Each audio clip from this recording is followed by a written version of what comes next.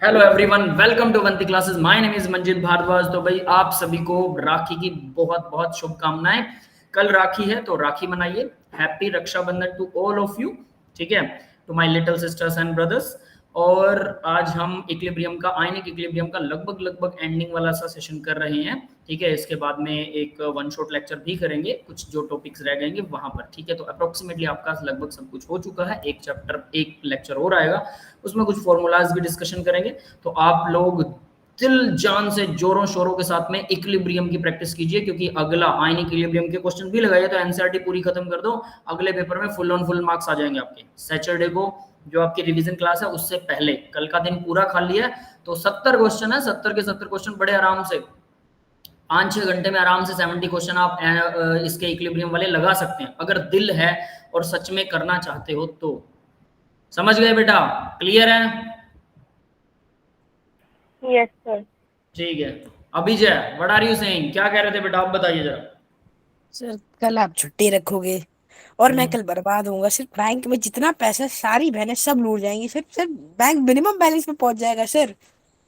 क्या बात है, मतलब आप चाहते क्या हो, मैं छुट्टी ना रखूं तो आपका बैलेंस बच जाएगा?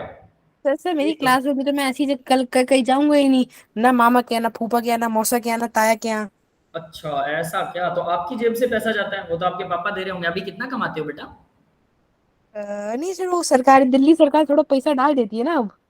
अच्छा, तो आपको लगता है कि वो आपका है, तो फिर उस हिसाब से आपके पापा जो आपको रोटी खिला रहे हैं वो जो पैसा बर्बाद कर रहे हैं वो अपने बच्चों के लिए, है ना? देखो, आ, यही एक प्रॉब्लम है कि हमें लगता है जब हमारे पास दो पैसे आते हैं वो हमारे, और जब पापा खिला रहे हैं वो तो उनका फर्ज है। तो हम अपना फर्ज क्यों भूल जाते हैं भाई? दो पैसे को मतलब, ये ना बहुत बैड सी चीज है। मैंने कई बार बच्चों का देखा है कि कई बार बच्चे पहली पे आती है ना तो उनको अपना अधिकार जमाते हैं, मेरी तनख्वाह है पहली, मैं करूंगा ऐसे, मेरा ये, मुझे वो करना है, मुझे ऐसे करना है। That's the very bad thing. हम किस लिए कमा रहे हैं? अपने परिवार के लिए, सबको खुश रखने के लिए। मैंने पहली पे अपनी मम्मी के हाथ में रखी थी, और आज भी मैं अपनी मम्मी को ही लाकर पैसे निकलवा के देता हूँ, वरना मैं पैसे बैंक से नहीं निकलवाता। ऑफलाइन जितनी भी ट्रांजेक्शन होती हैं वो सारे मम्मी के हाथ से जाते हैं। ऑनलाइन कोई ट्रांजेक्शन होती है, मुझे कोई जरूरी होता है तो पेरेंट्स को मेरे पता होता है मेरे अकाउंट में कितने पैसे हैं, हमेशा मेरे ब्रदर को भी पता होता है, मेरे मम्मी को भी पता होता है। क्रिस्टल क्लियर है सबके दिमाग में कि इतना पैसा यहाँ लगा है। इवन मैं मेरे ब्रदर से अपनी सैलरी स्टेटमेंट भी डिस्कस करता हूँ कि जो बैंक स्टेटमेंट, कि यहाँ यहाँ इतना इतना पैसा लग गया और मेरे पास अब इतना देख लीजिए। मम्मी मेरे नहीं पढ़े लिखे हैं तो ऑब्वियस है मैं उनको कैश देता हूँ। और मैं आज भी सोचता हूँ कि भाई देखिए, उनका उनका ही अधिकार है, हमारा अधिकार नहीं है पैसे का। समझ में आ? उन्होंने हमें सारी उम्र दिया है, तो आज क्यों ना हम उनको दें। लगाना तो घर से ही, देखो आप उन्हें दे के वापस लेके लगाइए, वो मना थोड़ा करेंगे कि आप शर्ट नहीं ला सकते, पैंट नहीं खरीद सकते, ऐसा कहेंगे क्या? नहीं। आप कपड़े जूते जो लाना चाहते हैं आप उनको कहिए फोन लेके आना, आप उनको कहिए मुझे नए फोन की जरूरत है। अगर आप फालतू खर्चा कर रहे होंगे तो वो टोकेंगे, वो सही टोकेंगे बेटा, कि एक्स्ट्रा में मत कीजिए, जो जरूरी है वो जरूर लेके आइए। वो अपनी तरफ से भी कंट्रीब्यूट करके आपको अपनी जेब से भी डाल के पैसे और कहेंगे कि ये जरूरी है तो ये जरूर लेके आइए। फिर क्यों हमने ना बताएं? समझ रहे हो ना बात, है ना? तो कभी ऐसा नहीं समझना चाहिए खाली होता तो होए भाई। क्या करना है पैसे का? एक चवन्नी भी ऊपर नहीं जाएगी जब मरेंगे हम, पता है? तो सोना वोना अगर कोई अंगूठी भी डाल रखी होगी ना तो मरते ही आदमी के सबसे पहले अंगूठी निकालते हैं, और अगर वो ना निकले तो उंगली काट भी देते हैं घर वाले, अंगूठी काट देते हैं। अब सामने वाले को दर्द तो होता नहीं है, प्लास लेके प्लास में उंगली भी आ जाती है और उंगली की चमड़ी भी निकाल लेते हैं। सोच लो, ये करते हैं मरने के बाद। और हमें लगता है पैसा पैसा पैसा मैं जोड़ के जाऊंगा, कोई नहीं, कुछ नहीं आने वाला। चलिए अब लेसन स्टार्ट करते हैं ना। डोंट वरी अबाउट दिस, लुटाइए जितना हो सकता है, कल को हमें भी मिलेगा, कोई हमें लुटाने वाला मिलेगा, ऊपर वाला देगा, है ना? एक कहानी सुनाता हूँ। देखिए, कॉमन आयन इफेक्ट हम कर चुके हैं, ठीक है। ली जेटली प्रिंसिपल भी हमने आयनिक इक्विलिब्रियम में कर लिया था। आज हम करने वाले हैं salt analysis, type of salt, buffer solution, solubility product और कुछ क्वेश्चंस, ठीक है। तो चलिए स्टार्ट करते हैं। तो सबसे पहले साल्ट हाइड्रोलाइसिस क्या होता है? तो इससे पहले मैं आपको एक क्वेश्चन, एक कहानी सुनाता हूँ, अच्छी सी कहानी है, स्वीट कहानी है। एक बार राजा हरीशचंद्र बहुत दान किया करते थे, राजा हरीशचंद्र, लेकिन उनकी एक आदत थी, जो वो दान देते थे ना तो वो ऐसे सिर यूं नीचे झुका, जब आगे हाथ करते थे तो उनका सिर ऐसे झुक जाता था जिसको दे रहे हैं, ठीक है। उसको देखते नहीं थे और नीचे सिर झुका के उसको दे देते थे, उन्हें नहीं पता उन्होंने किसको दिया, ठीक है। मतलब उसकी शक्ल नहीं देते थे देखते टाइम, देने से पहले तो देख रहे हैं, लेकिन जैसे ही डोनेट का टाइम आता है तो वो उसकी शक्ल नहीं देखते थे, समझ गए। तो एक उनके दरबार में कवि था, तो कवि ने एक चिट्ठी लिखी राजा को, ठीक है, लेटर लिखा, जैसे आजकल हम मेल लिख देते हैं ना कि हमें कुछ पूछना है तो हम मेल के थ्रू बात करते हैं, व्हाट्सएप के थ्रू बात करते हैं ना, वैसे ही उस टाइम पे चिट्ठियां चलती थी। तो राजा को उसने चिट्ठी डाली, डायरेक्ट नहीं पूछा, ठीक है, कि हम मेल या व्हाट्सएप करेंगे, डायरेक्ट नहीं पूछेंगे। तो उसने चिट्ठी डाली, चिट्ठी में पता क्या लिखा था, ऐसी देनी देन जू कित सीखे हो सेन, जो जो कर ऊपर उठे त्यों त्यों नीचे नैन। मतलब ऐसा दान देना कहाँ सीखे हो सेन, सेन मतलब राजा, तुम कहाँ सीखे हो ऐसी ऐसी दान देना। जो जो कर ऊपर उठे, जैसे जैसे आपके हाथ ऊपर उठते हैं त्यों त्यों नीचे नैन, वैसे वैसे आपके नैन नीचे हो जाते हैं। तो ऐसा दान करना आपने कहाँ सीखा है राजन। तो राजा उसको आंसर देता है, ध्यान से सुनना इस आंसर, फिर आपका दिल भी कहेगा, दिमाग भी कहेगा कि ये सच है। वो कहता है देने वाला कोई और है, जो भेजे दिन रैन, लोग भरम हम पर करें, तासू नीचे नैन। मतलब देने वाला तो ऊपर वाला है, देने वाला कोई और है, जो भेजे दिन रैन, जो दिन रात मुझे देता है और उनको भी दे रहा है, जिनको मैं दे रहा हूं वो मैं नहीं दे रहा, वो उनको दे रहा, वो दे रहा है। देने वाला कोई और है, जो भेजे दिन रैन, लोग भरम मुझ पर करें, तासो नीचे नैन।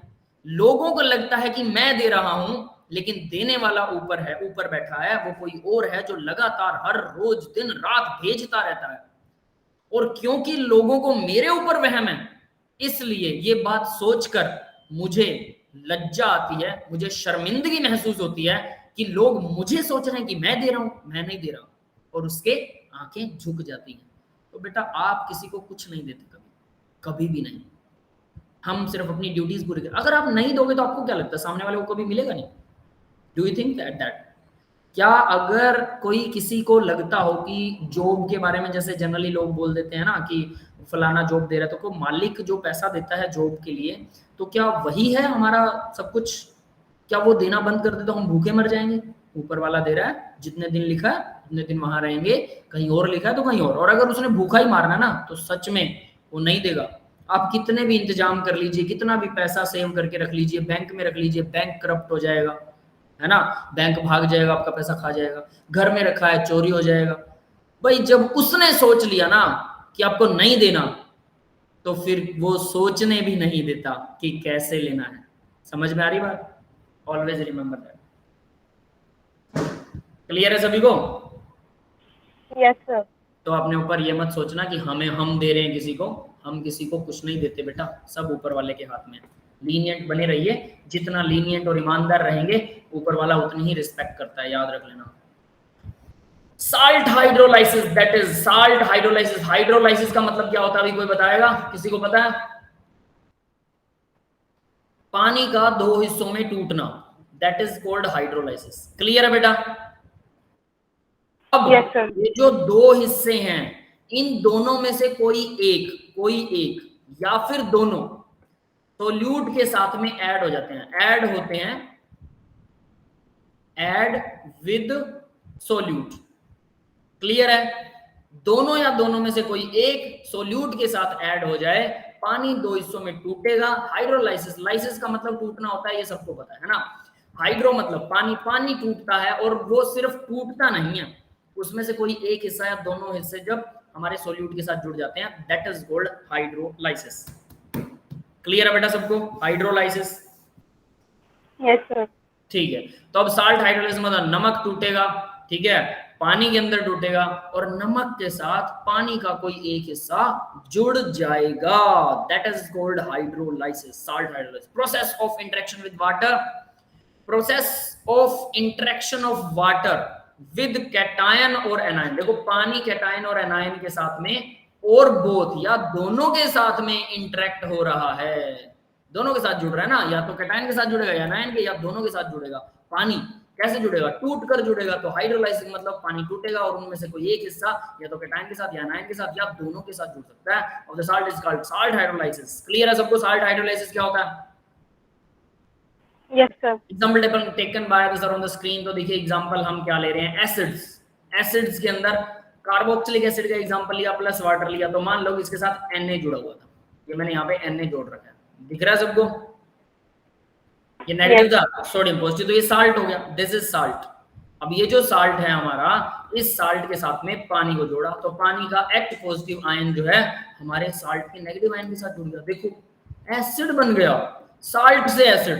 कैसा होता है, वीक एसिड वाले साल्ट ही ऐसा कर सकते हैं, स्ट्रॉन्ग वाले ऐसा उल्टी रिएक्शन नहीं करते हैं, क्योंकि वो इक्विलिब्रियम में रहते हैं। याद है आपको, जो 100% डिसोशिएट हो जाएगा वो तो सिर्फ एक ही डायरेक्शन में चलेगी, दोनों डायरेक्शन में तो वो चलेगी जिसकी अल्फा की वैल्यू 1 से कम होती है। इक्विलिब्रियम वही बनाएगा जो आयन्स हैं वो इक्विलिब्रियम में है, और आयन कौन कौन से होते हैं, आयन वही बनते हैं जो साल्ट एसिड बेस है, एसिड बेस और साल्ट। और उसमें एसिड जो स्ट्रॉन्ग एसिड है उसको बाहर निकाल दो, क्योंकि वो एक ही डायरेक्शन में चलेंगे, स्ट्रॉन्ग बेस उसको भी बाहर निकाल दो, वो भी एक ही डायरेक्शन में चलेंगे। बचा क्या, वीक एसिड, वीक बेस और साल्ट। साल्ट कौन से बचे भाई, स्पारिंगली सोल्यूबल साल्ट भी हैं, कुछ ऐसे साल्ट भी हैं जो पानी में कम घुलते हैं, तो वो भी आयनिक इक्विलिब्रियम बनाएंगे, है ना।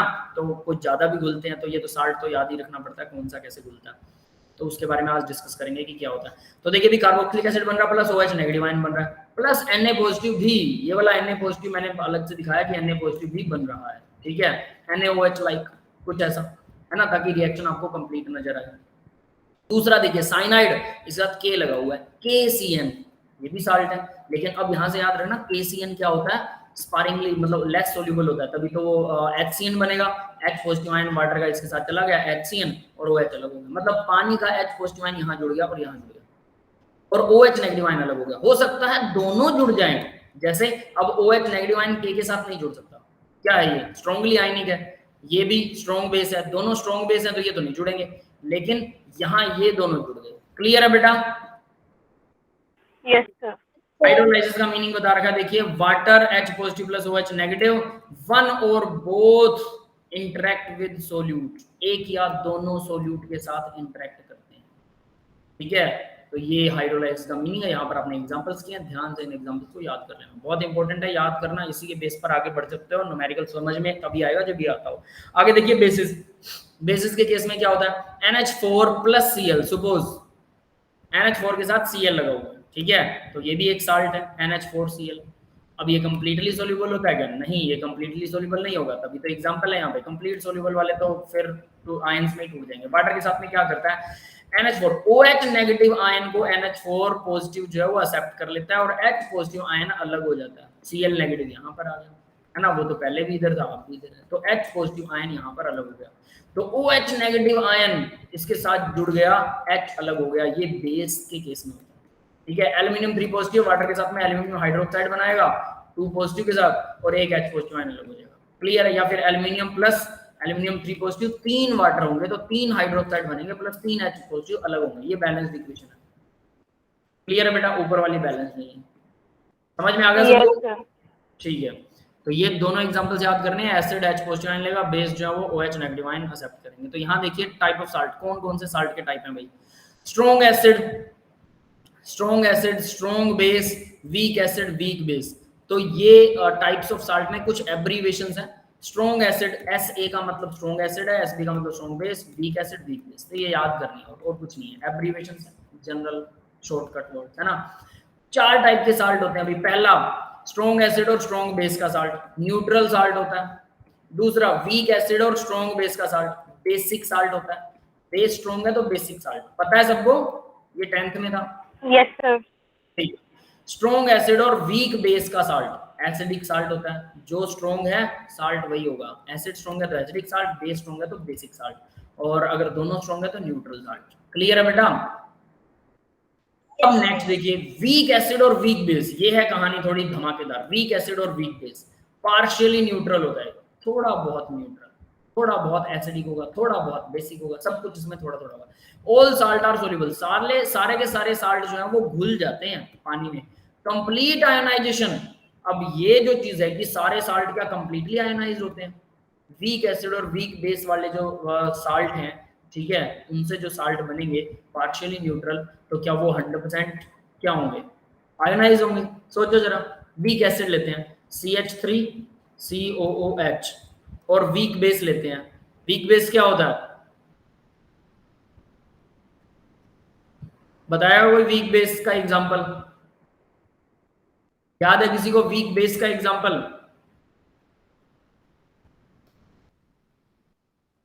बताओ भाई।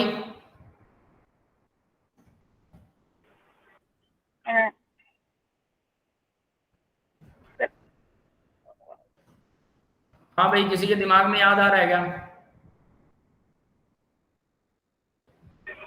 Calcium hydroxide. कैल्शियम हाइड्रोक्साइड नहीं बेटा, एल्यूमिनियम हाइड्रोक्साइड होता है एक, ठीक है, और जिंक हाइड्रोक्साइड भी है, अमोनिया भी है। हमने अमोनिया का एग्जांपल तो कर रखा है, ठीक है, बट एटलीस्ट चलो एल्यूमिनियम हाइड्रोक्साइड भी वीक बेस होता है, ठीक है, कुछ हद तक वीक होता है। चलो अब इसको क्या करें, इसका H और इसका OH वाटर बना देंगे। वाटर तो बनेगा, इसका OH, तो भाई 3 वाटर के मॉलिक्यूल बनेंगे, पीछे 3 OH, तो 3 ही कार्बोक्सिलिक एसिड होने चाहिए। अब इसके साथ लगेगा क्या, CH3 COO नेगेटिव, 3 ऐसे थे, तो एल्यूमिनियम 1 लगेगा, इनके साथ 1 एल्यूमिनियम, तो हम क्या लिखेंगे पता है, ये ब्रैकेट में रहेगा, एल्यूमिनियम इधर आएगा, 1 एल्यूमिनियम, 3 ऐसे नेगेटिव आयन को आपस में जोड़ कर रखेगा। तो बताइए ये जो साल्ट है ये कंप्लीट आयनाइज होगा कि नहीं, टुकड़ों में टूट जाएगा। अब ध्यान देना, इन सब के साल्ट जो है वो कंप्लीटली आयनाइज हो जाते हैं, यानी कि टूट जाते हैं। तो फिर हम AgCl की जब बात करते हैं, AgCl ये तो स्पारिंगली सोल्यूबल होता है, याद है, एग्जांपल याद करवाया था मैंने। Yes sir. तो ये स्पारिंगली सोल्यूबल किससे बना, तो मैं ऐसा कह सकता हूं कि HCl प्लस AgOH इससे बना हो ये, तो क्या बनेगा, AgCl बनेगा प्लस वाटर बनेगा, है ना। तो ये तो स्पारिंगली सोल्यूबल साल्ट बन रहा है इसे। तो सिल्वर हाइड्रोक्साइड से यहाँ पर स्पारिंगली सोल्यूबल बन रहा है, और ये तो भाई कंप्लीट आयोनाइजेशन नहीं करता है। ये समझ में आ गया? Yes sir. तो मतलब सोल्यूबल तो सारे होते हैं बट कंप्लीट आयोनाइजेशन नहीं होते हैं। ये पता नहीं मैंने किस मोड में लिखा हुआ है, कुछ गड़बड़ किया हुआ है क्या मैंने, मेरे को कोई याद नहीं है, पर ये रब भी नहीं हुआ, इसको हम काट देते हैं, ठीक है। ध्यान रख लेना ये कंप्लीट आयोनाइज नहीं होते हैं। शायद आगे कुछ इसका लिंक मिलेगा कि कंप्लीट आयोनाइजेशन का मतलब क्या है। ठीक है भाई, आगे बढ़ते हैं हम जरा। तो ये पार्शियली होगा, ऑल साल्ट सोल्यूबल सब होते हैं, चाहे कोई कम हो चाहे ज्यादा हो। देखो अब स्ट्रॉन्ग एसिड और स्ट्रॉन्ग बेस का साल्ट दे रखा है NaCl, ये हमें पता है NaOH plus HCl NaCl plus water बनता है। हाँ भाई, क्लियर है ये सबको? Yes sir. तो NaOH जो है Na पॉजिटिव और OH नेगेटिव आयन में कन्वर्ट होता है, बिल्कुल होता है। HCl H पॉजिटिव और Cl नेगेटिव में कन्वर्ट होता है, बिल्कुल सही है, ठीक है। So neither Na positive nor Cl negative will react with water, इनमें से कोई भी पानी के साथ रिएक्शन नहीं करता, ठीक है, ये पानी में घुले रहते हैं। There cation and anion are strong bases strong acids respectively. So overall pH of water है 27 डिग्री, तो ये 7, मतलब pH 7 रहता है, तो मतलब न्यूट्रल रहता है, will be 7, no change, neutral रहेगा ये। क्लियर है? Yes sir. बशर्ते आपने दोनों के नंबर ऑफ मोल सेम लगाए हो, मतलब इसका भी 1 मोलैरिटी का सॉल्यूशन, इसका भी 1 मोलैरिटी का। आप इसको 2 मोलैरिटी का सॉल्यूशन, इसका 1 मोलैरिटी का, तो 1 मोल तो इसका न्यूट्रल हो जाएगा, तो 1 मोल HCl बच जाएगा, है ना। क्लियर है? Yes sir. Yes sir. तो ये जरूर ध्यान रखना कि बराबर होना चाहिए। अब वीक एसिड और स्ट्रॉन्ग बेस, पहले दोनों स्ट्रॉन्ग थे, अब वीक एसिड आ गया। वीक एसिड हमने कौन था, एग्जांपल है CH3CO Na, ये तो साल्ट है। तो देखिए वीक एसिड ये रहा, कार्बोक्सिलिक एसिड वीक एसिड है, और NaOH स्ट्रॉन्ग बेस है, Sb साल्ट बन गया CH3CO Na, और ये रहा एग्जांपल, ठीक है। अब इसके अंदर प्लस वाटर, इसमें क्या होगा, कंप्लीटली आयनाइज हो जाता है, बिल्कुल होता है। अब मैंने बोला था कि वीक एसिड वाले जितने भी ना, ये तो आपको याद रखने पड़ेंगे कि कौन कंप्लीटली आयनाइज होता है कौन नहीं होता, इनके बिहाइंड द सीन रीजन हम नहीं बता सकते। स्ट्रॉन्ग वाले पक्का कंप्लीट आयनाइज होते हैं, वीक एसिड स्ट्रॉन्ग बेस वाले होते नहीं होते, आपको याद रखना पड़ेगा, ठीक है, कौन पर्टिकुलर साल्ट के केस में। Completely ionise in aqua solution it's strong salt, ठीक है, as it is strong salt. क्योंकि ये स्ट्रॉन्ग साल्ट है, हमें कैसे पता लगेगा ये स्ट्रॉन्ग साल्ट है कि नहीं, भाई एक्सपेरिमेंटल है डाटा, तो इसलिए सारा कंप्लीटली आयनाइज ही रहेगा। क्लियर है बेटा? एक्वस लिखा हुआ है पानी में, यस सर। ठीक है। तो ये देखिए एक ही तरफ एरो लगा हुआ, मतलब ये आयनिक इक्विलिब्रियम नहीं दिखाएगा, क्योंकि इक्विलिब्रियम के लिए तो हमें अपोजिट डायरेक्शन में रिएक्शन होनी ही चाहिए। समझ में आ रही है बात? Yes sir. क्वेश्चन में बहुत इंपॉर्टेंटली पूछे जाएंगे। आगे देखिए सोडियम कैटायन स्ट्रॉन्ग है, देखिए सो Na पॉजिटिव जो CH3CO Na था ना, वहां पर क्या है, सोडियम का कैटायन स्ट्रॉन्ग बेस होता है, so it will not undergo hydrolysis, ये तो करेगा नहीं। Acetate ion formed under goes hydrolysis in water, तो पानी में एसिटेट आयन जरूर हाइड्रोलाइसिस करता है। ये जो एसिटेट आयन था इसको हाइड्रोलाइज कर दिया पानी के साथ में, अब ये रिवर्सिबल प्रोसेस दिखा रहा है, यानी पीछे वाली रिएक्शन में ये जो नेगेटिव आयन है ये एक्वस पानी के साथ में रिएक्शन करके, ठीक है, अब यहाँ मैं इसको ऐसे लिख देता हूँ, चलो यहाँ से एक रिएक्शन ऐड ऑन होगी पानी के साथ में, और ये क्या बनाएगा, CH3 COOH और OH नेगेटिव आयन इसने छोड़ दिया। यस, क्लियर है? Yes. Yes, sir. पानी में से तो कुछ ऐसी रिएक्शन यहाँ पर होती है, ये याद रख लेना। ये कंप्लीट आयनाइज हो जाता है बट बाद में ऐसा होता है, तो यहाँ वही चीज लिख रखी है। तो यहाँ देखिए acidic acid being a weak acid, क्योंकि ये वीक एसिड होता है, रिमेन अनआयोनाइज्ड, ये अनआयोनाइज्ड रह जाता है सॉल्यूशन में, तो यहाँ पर ये अनआयोनाइज्ड रह गया एसिडिक एसिड सॉल्यूशन के अंदर, ठीक है, unionised in the solution, this result in the increase in OH concentration in the solution. तो कुल मिला के OH कंसंट्रेशन सॉल्यूशन के अंदर बढ़ जाती है अगर हम ये साल्ट डाल देंगे पानी में। याद रखना आप, ये वाला साल्ट अगर पानी में डाला हुआ है तो ये रिएक्शन होगी और जिससे बेस की कंसंट्रेशन बढ़ जाएगी। समझ में आ गया? क्योंकि ये स्ट्रॉन्ग बेस वाला साल्ट था, ये स्ट्रॉन्ग बेस वाला साल्ट था, तो पानी में डालने पर ये हाइड्रोलाइज करके और बेस वाला ही सॉल्यूशन बनाएगा, इसलिए जो स्ट्रॉन्ग बेस वाला है वो बेसिक सॉल्यूशन बना देगा। समझ में आ गया? Yes, sir. ये कुछ ऐसे होता है भाई। चलिए आगे बढ़ते हैं अब जरा, ठीक है। तो सॉल्यूशन का पीएच क्या आएगा, अब जरा ये बता दो। पीएच 7 से ज्यादा होगा, बेसिक मतलब 7 से ज्यादा, एल्केलाइन मतलब बेसिक, ठीक है। Solution become basic alkaline, that means 7 से ज्यादा इसका पीएच होगा, ठीक है। अब आगे बढ़ते हैं बेटा, नेक्स्ट देखिए 25 डिग्री सेल्सियस के ऊपर। अब एक इंपॉर्टेंट कन्वर्सेशन है, एक इंपॉर्टेंट फॉर्मूला है, पिछले लेक्चर में भी काफी सारे फॉर्मूले आए थे, यहाँ पर भी आ रहे हैं, ध्यान दे लेना और ये आपको याद करने हैं। पीएच ऑफ किसी का भी पीएच अगर आपको देखना है, ठीक है, तो कैसे देखते हैं, 7 + हाफ 1/2 है और उस हाफ के मल्टीप्लाई में pKa, equilibrium constant for acid Ka होता है और उसका P का मतलब negative log of equilibrium constant for acid pKa और प्लस में log C, मतलब C क्या होता है, कंसंट्रेशन ऑफ एनायन, कैटायन नहीं है, एनायन नेगेटिव आयन, और salt of weak acid and strong base, base strong था तो OH नेगेटिव आयन की कंसंट्रेशन। क्लियर है? स्ट्रॉन्ग बेस था ना इस केस में,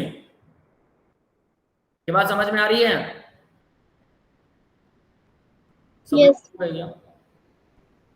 ठीक है, आगे बढ़ते हैं। तो यानी वीक एसिड और स्ट्रॉन्ग बेस, इसका अगर कोई साल्ट है और उसका पीएच आपको निकालना है तो वो बेसिक इन नेचर होगा, डेफिनेट सी बात है। स्ट्रॉन्ग बेस है तो बेसिक इन नेचर होगा साल्ट, और वो हाइड्रोलाइज करके अगर उसका पीएच निकालना चाहते हैं तो pKa, जो एसिड का, क्योंकि वीक एसिड था, उसका जो नेगेटिव लॉग ऑफ Ka है उस प्लस में log C, उसकी जो कंसंट्रेशन है नेगेटिव आयन की आपको पता होनी चाहिए, OH नेगेटिव आयन, और उसको आप से मल्टीप्लाई कीजिए, 7 जोड़ दीजिए, उसका पीएच आ जाएगा, ठीक है। 25।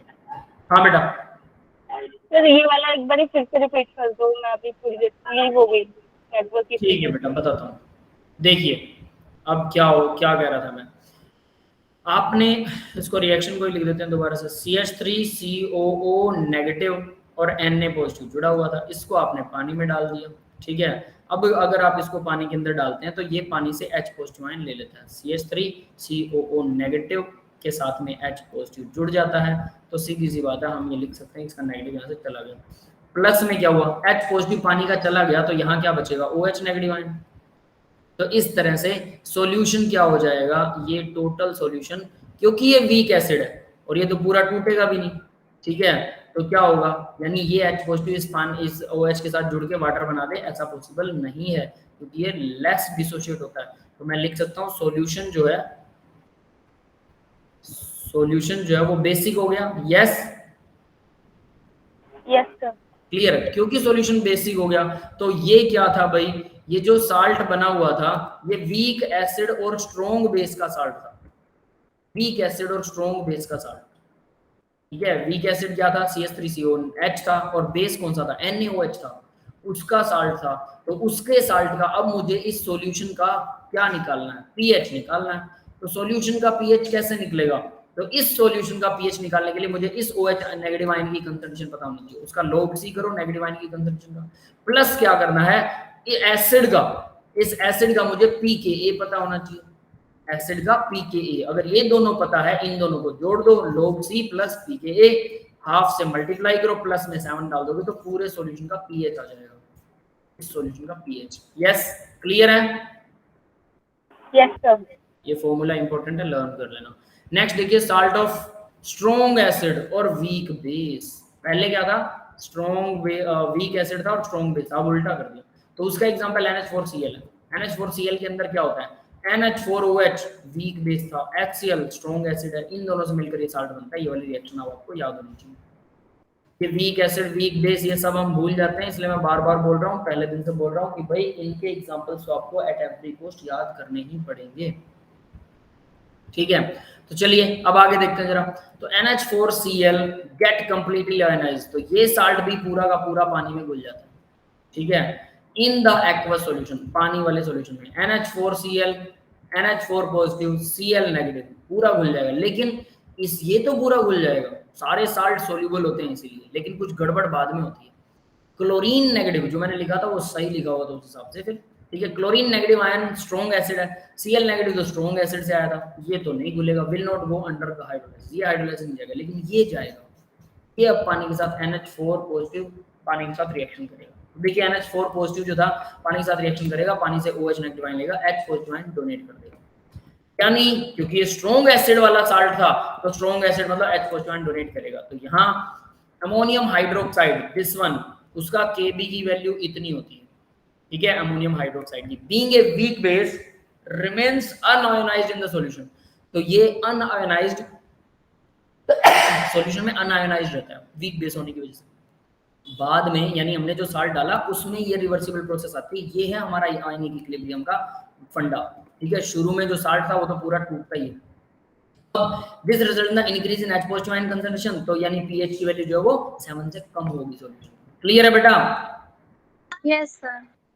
अब इसके लिए फॉर्मूला, इसका pH कैसे निकालें? तो इसका pH कैसे निकालते हैं, वही सेम टू सेम फॉर्मूला, लेकिन 7 माइनस है, वो क्या था, वो 7 प्लस था, याद है?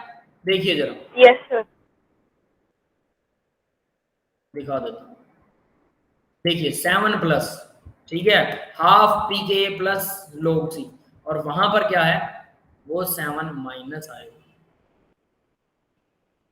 ये देखिए 7 माइनस हाफ pKa, क्योंकि पहले A था, एसिड बन रहा था ना, यहाँ तो बेस बन रहा है pKb और log C, और concentration of H positive ion, ये H पॉजिटिव आयन है, यानी कि C is the concentration of cation, cation बोले तो वो H पॉजिटिव आयन है। क्लियर है बेटा? Yes, sir. ये बिल्कुल उसका रिवर्स फॉर्मूला है, ये दोनों का ऐड ही हो रहा है, सब कुछ सही है। यहाँ pKb लगेगा, बाकी सब ये भी उल्टा हो जाएगा, pKa था वहाँ pKb, ये कंसंट्रेशन OH की थी, यहाँ कंसंट्रेशन H पॉजिटिव आयन की कंसंट्रेशन है। 7 माइनस, वहाँ प्लस था तो यहाँ माइनस हो गया, बाकी सब सेम रहा। इसका pH ऐसे निकलता है, ठीक है। अब आगे देखिए जरा, salt of weak acid weak base. अब ये साल्ट देखिए जरा, ये भी इंपॉर्टेंट है। NH4 पॉजिटिव होगा, NH4 CH3COO नेगेटिव होगा, है ना, दोनों से मिलकर साल्ट बनता है। CH3COO NH4 get completely ionised in the aqueous solution, ये कंप्लीटली एक्वस सॉल्यूशन में आयनाइज होता है, ये भी आयनाइज हो जाता है, इसलिए मैंने लिखा था साल्ट तो सारे के सारे घुल जाते हैं, तो वो सही लिखा हुआ था, ठीक है। लेकिन साल्ट के आगे की प्रोसेसेस जो है वो नहीं घुलती हैं, चलो उसको करेक्ट करते हैं, है ना, जो काट दिया था ये रहा, ठीक है। यहाँ कंप्लीट आयनाइजेशन होती है सभी साल्ट्स की, याद रहेगा सभी को? Yes, sir. Yes sir.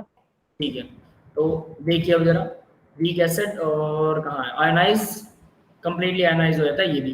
अब ये आयनाइज होने के बाद क्या करता है, अब यहाँ ये नेगेटिव आयन बनाएगा, ये पॉजिटिव आयन बनाएगा, ये दोनों एक्वस सॉल्यूशन में है, पानी में, तो ये दोनों आगे पानी से रिएक्शन करेंगे, दोनों करेंगे।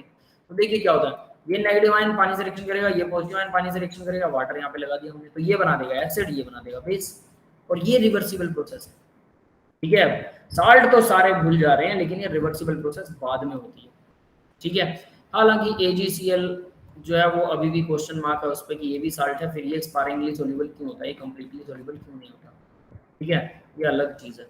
एट 25 डिग्री सेल्सियस, इसलिए कहता हूँ याद ही करना पड़ेगा कुल मिला के, ज्यादा तिकड़मबाजी वाला दिमाग मत लगाना, याद ही करना सबसे बेस्ट है, तो पीएच देखिए, अब इसका पीएच कैसे निकालें, 7 प्लस, इसमें भी प्लस आएगा लेकिन यहाँ पीके और पीके भी माइनस है। पहले क्या था, वहां कंसंट्रेशन होती थी ना किसी एक चीज की, यहाँ पर पीके और पीके भी। If this is large, pK अगर बड़ा है then solution will be basic, यानी अगर एसिड वाला ये हिस्सा बड़ा है तो सॉल्यूशन बेसिक होगा, अगर ये वाला हिस्सा बड़ा है तो सॉल्यूशन एसिडिक होगा। ये चीज जरूर याद रखना। तो यहाँ इन्होंने लिखा हुआ पीके माइनस पीकेबी की वैल्यू अगर 0 से ज्यादा आती है तो पीएच जो है वो 7 से ज्यादा होगा, मतलब बेसिक। और अगर इन दोनों की वैल्यू 0 से कम आती है देन यानी 0 बड़ा है तो 0 से कम आएगी, पीएच की वैल्यू 7 से क्या होगी, कम हो जाएगी, यानी एसिडिक हो जाएगी। समझ में आ गया भाई? Yes, sir. तो सीधा सीधा पीके अगर बड़ा है तो सॉल्यूशन बेसिक हो जाएगा, ऐसे याद कर सकते हैं। ठीक है, ये वाला फॉर्मूला तो ये भी याद रहेगा ना, हमने पीके भी माइनस में log c किया हुआ था, बस और कुछ नहीं है इसके अंदर। Yes sir. ठीक है, आगे बढ़ते हैं। तो देखिए आगे कंक्लूजन निकाल रखा है, weak acid strong base, pH कैसे निकलता है, 7 प्लस हाफ log पीके प्लस log c, है ना। कंसंट्रेशन ऑफ एनायन, सी का मतलब एनायन, नेगेटिव आयन। और अगर वीक बेस है, साल्ट एसिड स्ट्रॉन्ग है ना, उसका अगर साल्ट है तो 7 माइनस आएगा वो पीकेबी प्लस log c, और यहाँ कंसंट्रेशन ऑफ कैटायन है। ठीक है, अगर साल्ट और सॉरी स्ट्रॉन्ग एसिड है तो माइनस, एसिड के लिए माइनस किया जाता है, अगर स्ट्रॉन्ग बेस है और एसिड वीक है तो सब कुछ प्लस में आएगा। और अगर दोनों ही वीक हैं तो भी प्लस में आएगा, लेकिन पीके और पीके भी कुछ इस तरह से हो जाएगा, और ये अगर बड़ा है तो सॉल्यूशन बेसिक होगा, वही सेम चीज लिखा है। क्लियर है? तो एक ही स्लाइड में आपको सीधा सीधा मिल गया, इसको याद रख लीजिएगा, और पीछे वाली रिएक्शनें भी याद रखनी है। उल्टी पुल्टी की साल्ट तो डिसॉल्व हो जाते हैं, लेकिन उनके बाद में वो जो तिकड़मबाजी करते हैं, तो कुल मिला के हम कह सकते हैं सारे साल्ट डिसॉल्वेबल नहीं होते हैं, कुछ और ही अंदर की कहानी कुछ और बनती है। तो भाई ये था वीक एसिड वीक बेस के ऊपर, इसके ऊपर कुछ क्वेश्चंस भी हम लगाने की कोशिश करेंगे। ठीक है, अब आगे आता है buffer solution. What is buffer solution? देखिए जरा, solutions which resist A change in pH, pH में बदलाव नहीं आने देते upon adding A small amount of acid और बेस। अगर आप थोड़ा सा एसिड डाल दें या थोड़ा सा बेस डाल दें तो उनका पीएच बदलता ही नहीं है, ऐसे सॉल्यूशंस को कहते हैं बफर सॉल्यूशन। समझ में आ गया भी बफर सॉल्यूशन क्या होता है? Yes sir. बफर को हम कहते हैं ना, कई बार बफर लेक्चर लेके चलते हैं हम लोग, मतलब कि मान लीजिए मैं आप लोग पूछे सर आयनिक इक्विलिब्रियम कितने लेक्चर्स में पूरा होगा, मैं कहता हूँ 10 लेक्चर में पूरा हो जाएगा, फिर मैं कहता हूँ बेटा 2 लेक्चर का हम बफर लेके चलेंगे। और वो बफर का मतलब क्या है कि अगर 10 में पूरा ना हुआ तो मैं 2 लेक्चर और लगा दूंगा, 12 लेक्चर लगा देंगे। ठीक है, और अगर 10 में पूरा हो गया तो ठीक ही है, फिर बफर की जरूरत नहीं पड़ेगी। मतलब अगर एसिड है कोई, ठीक है, तो वो हल्का सा बेस डाल देंगे तो उसमें कुछ बफर है, यानी वो बेस को न्यूट्रल कर सकता है। और अगर कोई मतलब बफर सॉल्यूशन का मतलब होगा कि हल्का सा एसिड डालेंगे तो वो उसका पीएच उतना ही रहेगा, अगर हल्का सा बेस डाल दिया तो भी उतना ही रहेगा। वो बफर है, दोनों तरफ से बफर है, 2 लेक्चर कम 2 लेक्चर ज्यादा, हो सकता है 8 लेक्चर में आयनिक इक्विलिब्रियम खत्म हो जाए, हो सकता है 10 में हो जाए, है ना। मैंने एवरेज 10 बताया तो हो सकता है 12 भी हो जाए, हो सकता है 8 भी हो जाए, तो 2 लेक्चर का बफर है, उसको बोलते हैं बफर। मतलब हम आगे पीछे कुछ थोड़ा बहुत कम ज्यादा कर सकते हैं, उससे फर्क नहीं पड़ेगा। तो बफर का मतलब ही वो होता है कि थोड़ा बहुत कम ज्यादा करने पर फर्क ना पड़े। ठीक है, तो इसका मतलब बफर सॉल्यूशन का मतलब क्या होगा, समझ में आ गया? कि वो सॉल्यूशन जिसके पीएच में चेंज नहीं आता थोड़ा बहुत एसिड या थोड़ा बहुत बेस डालने पर। हमारा ब्लड भी बफर सॉल्यूशन होता है जिसका पीएच 7.4 होता है, पता है सबको? है ना, हमारा बफर भी क्या है, पीएच, हमारा ब्लड भी बफर सॉल्यूशन होता है जिसका पीएच 7.4 होता है। इसका मतलब ब्लड बेसिक है या एसिडिक है? बेसिक। बेसिक है, सिंपल है। ब्लड अगर किसी का एसिडिक होने लग जाता है, मतलब इसका पीएच 7 से डाउन हो जाए, नीचे 6.5 हो जाए, 6 हो जाए, है ना, ऐसा 6 तो नहीं होता, मतलब 6.5 से 7 के बीच में हो जाए, तो उसका ब्लड एसिडिक है। जिसका भी ब्लड एसिडिक है, अब ध्यान से सुनना, जिसका भी ब्लड एसिडिक है उसको मच्छर खाते हैं। आप लोगों में से किस किस को मच्छर खाते हैं? लगभग सबको ही खाते हैं। बहुत खाते हैं। लोग कहते हैं ना आपका ब्लड मीठा, मीठा मीठा नहीं है, एसिड भरा पड़ा है, जहर भरा पड़ा हमारे अंदर, इसलिए मच्छर खाते हैं। और भाई बाकी सब, शिखा, रोशनी, वंदिता, अभिजय, आप में से किसी को मच्छर नहीं खाते? No sir. नहीं खाते? सर ज्यादा हो तो अलग बात है। ज्यादा अगर मच्छर हो तब भी वो नहीं खाएंगे। अगर आपका ब्लड अच्छा खासा बेसिक है, मतलब 7.4 से ज्यादा बेसिक हो जाए, 7.5 6 7 तक पहुंच जाए, 7.7 तक पहुंच जाए, तो इसका मतलब स्ट्रॉन्गली बेसिक हो और आपको मच्छर नहीं खाएंगे। पहला फायदा बेसिक होने का, मच्छर नहीं खाएंगे। दूसरा फायदा सुनिए, आप लोगों को पता हो येलो वाष्प होता है, ततैया बोलते हैं, Tatia, Yes, yes sir. Sir. वो अगर खा ले तो स्वेलिंग नहीं होगी, सूजेगा नहीं, बस मच्छर जितना सूजेगा, और वो खाएगा तो मर जाएगा। उसने अगर आपको काट लिया तो वो मर जाएगा, ठीक है। दूसरा फायदा, मधुमक्खी अगर खा ले तब भी आपको स्वेलिंग नहीं होगी, किसी तरह का इरिटेशन नहीं हो। कई लोगों का तो 3 3 4 4 दिन तक मुंह पे खा ले तो यहाँ से पूरा वाला स्वेल हो जाता है, देखा है? Yes, yes sir. सर। हाँ सर देखा। है ना। तो इसका मतलब इन सब से भी छुटकारा, अगर ब्लड बेसिक है तो आपको मधुमक्खी के छत्ते में आप डायरेक्ट जाइए, हाथ लगाइए, मक्खियों को साइड में कर दीजिए और आराम से शहद तोड़ लीजिए। छोटी मक्खी की सर बात मैं कर, डाल रहा हूँ सर अपनी, सर मैं जा रहा हूँ अपने ब्लड में बेसिक चीजें मिलाने, एनओएच जा रहा हूँ मिलाने में।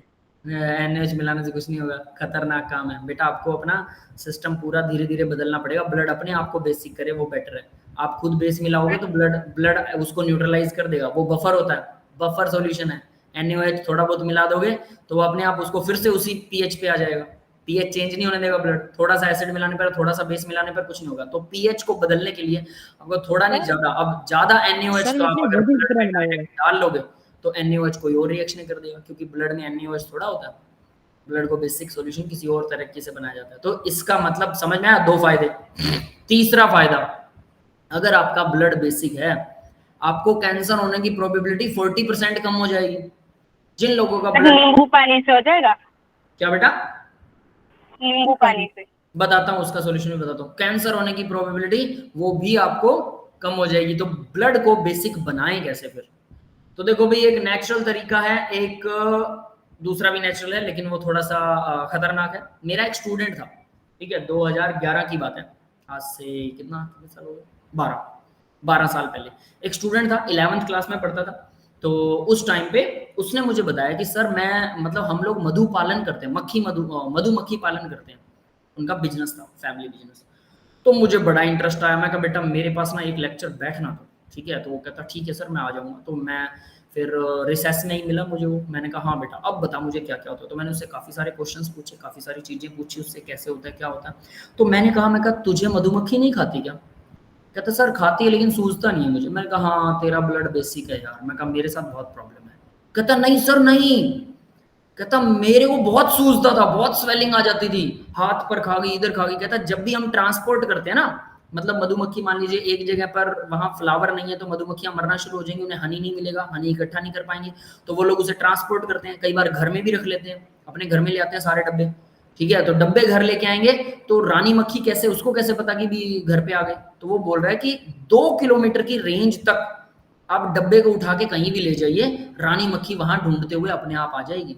2 किलोमीटर की रेंज तक वो ढूंढ लेती हैं, घूमती नहीं मक्खियां। 2 से ज्यादा कर देंगे तो फिर आप जहां पर उसका हनी कोम वो रखेंगे तो बाकी मक्खियां घर नहीं आ पाएंगी 2 किलोमीटर से ज्यादा। समझ में आया? तो 2 किलोमीटर तक उनकी याददाश्त होती है, ऐसे भी कह लीजिए। तो कहता सर जब हम उनको घर लेके आते हैं 2-2 किलोमीटर का हमें ट्रैवल करना पड़ता है सामान रख। तो कहता वो डब्बे उठा उठा के हम उसमें रखते हैं, क्या बोलते हैं गाड़ी होती है, कहता रख के वापस उनको उतारते हैं। तो कहता उस टाइम पे कोई 1-2 मक्खियां तो बाहर निकलती रहती हैं, यूं तो है नहीं हम उनको बिल्कुल क्लोज कर देंगे, उनके सांस बंद कर देंगे। तो मक्खियां तो हल्की फुल्की बाहर आती भी रहती हैं, जाती भी रहती हैं, ठीक है। तो कहता वो काटती भी हैं। कहता शुरू में मुझे बहुत स्वेलिंग होती थी, बहुत ज्यादा। मैंने कहा मैं ठीक कैसे हुई?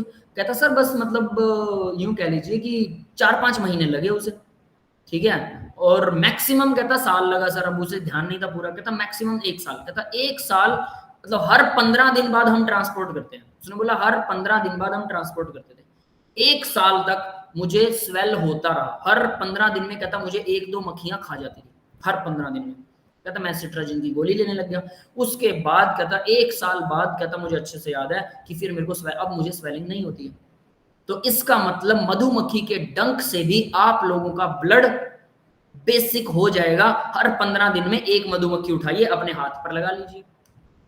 क्लियर है? छोटे वाली मक्खी की बात कर रहा हूं, बड़े वाली की नहीं। बड़े वाली में जहर ज्यादा होता है तो उससे पंगे मत लेना। 2 तरह की मधुमक्खियां होती हैं पता है? Yes sir. हाँ, कहीं अगर बड़े वाली मधुमक्खी आपको 15 से 20 काट जाए ना, 15 से 20, तो बस राम नाम सत्य है, फिर कुछ नहीं बचेगा। इतना खतरनाक होता है उनका जहर।